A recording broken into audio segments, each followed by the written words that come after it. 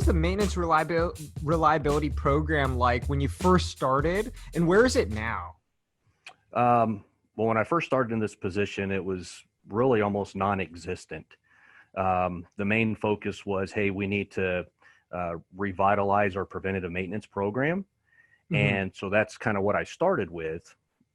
But then when I found the uptime elements and started doing more research and reading, I realized, hey, there's a better way to do this. And so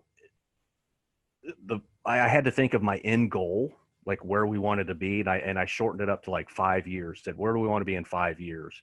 And then I did this like reverse timeline. I'm retired military. So of course, we're all about the reverse timelines, and kind of said, okay, here's where we're at. Here's where we want to be. What are the steps we need to do to get there? And yeah, so I just formalized that plan and tried to execute it.